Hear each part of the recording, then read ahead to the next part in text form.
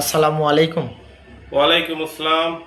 Uncle, আগামী আসন্ন union নির্বাচনে সম্ভাব্য প্রার্থী তালিকা সম্পর্কে আপনাদের মতামত কি, যদি একটু জানান। বিসমিল্লাহির রহমানির রহিম। প্রশ্ন করার জন্য ধন্যবাদ।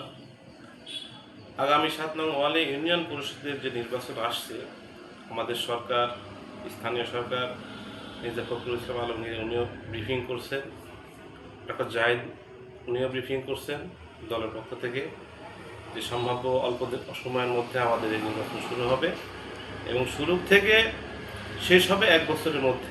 বিষয়টা ক্লিয়ার করছেন উনি। তবে আমাদের 7 নং ওয়ার্ডে ইউনিয়নের নির্বাচনের সম্ভাব্য প্রার্থী সম্পর্কে আমাদের আলোচনা চলছে এবং দল সেটা বিবেচনা করছে। যাকে মনোনয়ন দিলে দলের প্রার্থী জিতবে সেই ধরনের প্রার্থীকেই দেওয়ার চেষ্টা করবে এবং আমাদের মতামত নেবে দল অবশ্যই, যে সম্ভাব্য প্রার্থী কে হলে বা কাকে দিলে পারে সেই দলটা বেরিয়ে আসবে, আমাদের প্রার্থী বের হয়ে আসবে জিতে। তবে এটা সার্বিক বিবেচনায় নেবে দল।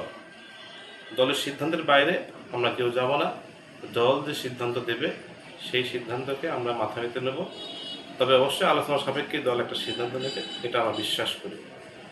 আর ইতিমধ্যে অনেক প্রার্থী তাদের প্রচারণা চালাচ্ছে। দেখেন, 5ই আগস্টটা হয়েছে গণতন্ত্রকে পুনরুদ্ধার করার জন্য।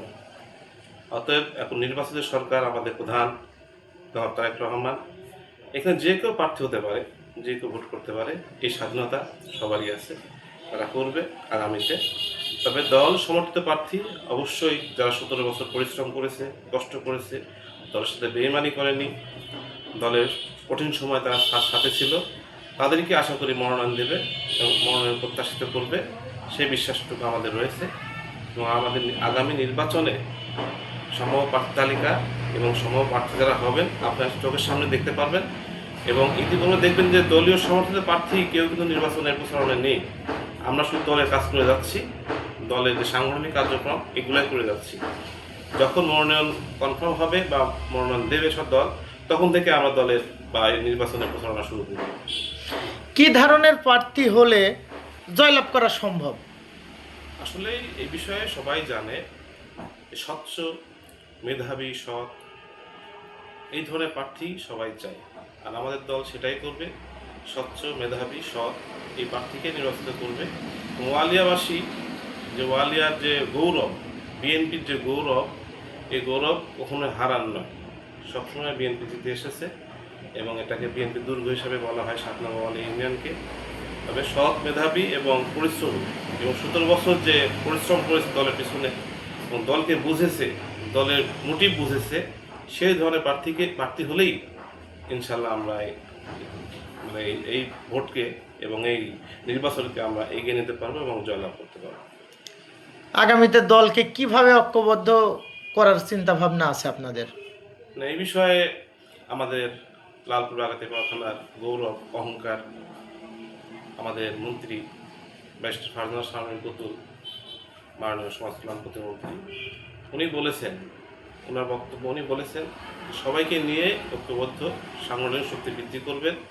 কারণ যারা দূরে ছিল তাদেরকে কাছে নিতে হবে এবং সৎ, মেধাবী, পরিষ্কার পরিচ্ছন্ন, শিক্ষিত ছেলেপেলে যারা আছে তাদেরকে সঙ্গে নিতে হবে রাজনীতি করার জন্য। এবং আপামর জনগণ যারা সাথে আছে বা থাকবে তাদেরকে সবাইকে নিয়ে একটা ঐক্যবদ্ধ দল গঠন করা হবে।